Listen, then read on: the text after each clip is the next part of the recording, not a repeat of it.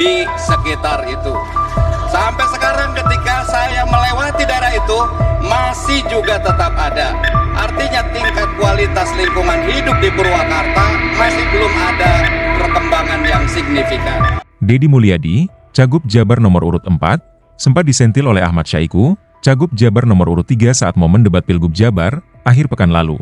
Saat itu, Syahiku mengungkapkan pengalamannya saat melewati kawasan Cikampek dan mencium bau tidak sedap saat melewati Cikampek. Pertanyaan itu berkaitan dengan subtema kualitas udara. Deddy menjawab bahwa saat dirinya menjabat pimpinan Komisi 4 DPR RI, hal itu sempat dibahas, bahwa bau menyengat yang dimaksud Syahiku masih sesuai dengan standar baku mutu kualitas udara. Pertanyaan Syahiku itu sendiri berkaitan pula dengan saat Deddy Mulyadi memimpin Purwakarta sebagai bupati dalam 2 periode. Sementara itu, dikutip dari situs resmi Pemkab Karawang, Cikampek sendiri berada di Kabupaten Karawang, yakni berstatus kecamatan. Sedangkan Deddy Mulyadi menjabat Bupati Purwakarta, yang salah satu kecamatannya berbatasan dengan Kecamatan Cikampek. Terima kasih atas kesempatan yang diberikan, Kang Deddy. Kang Deddy pernah menjadi Bupati 2 periode di Purwakarta.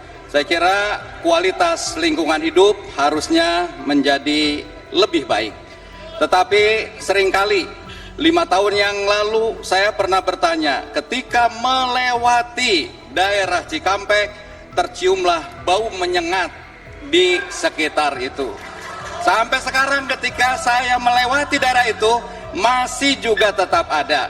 Artinya tingkat kualitas lingkungan hidup di Purwakarta masih belum ada perkembangan yang signifikan.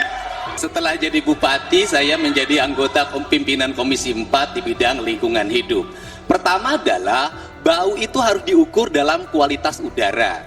Berdasarkan ukuran kualitas udara yang disampaikan melalui audit lingkungan oleh Kementerian Lingkungan Hidup, dinyatakan bahwa kualitas udaranya masih relatif baik, tidak bermasalah. Ukurannya adalah ukuran teknis, bukan ukuran subjektif sudut pandang politik.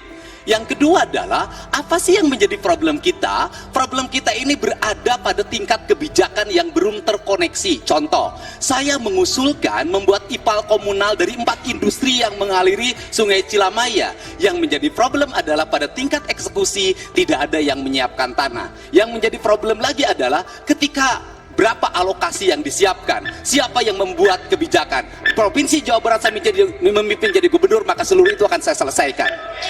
Baik, terima kasih Paslon nomor urut 4, dan kini giliran Paslon nomor urut 3 menanggapi jawaban dari Paslon nomor urut 4. Waktu Anda 45 detik. Ambang batas pengukuran dari sebuah polusi itu akan ditentukan oleh ambang batas bawah dan ambang batas atas.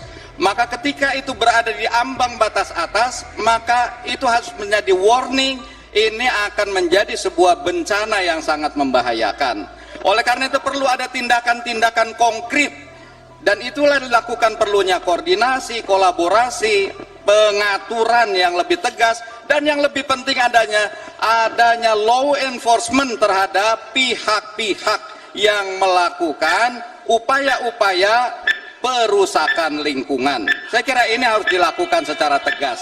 Yang pertama tentunya sudut pandangnya tidak menjadi sudut pandang objektif, karena ada lembaga yang menangani. Lembaga yang menangani di bidang lingkungan adalah Kementerian Lingkungan Hidup. Dirjen yang melakukan tindakan adalah Dirjen Penindakan atau kepolisian.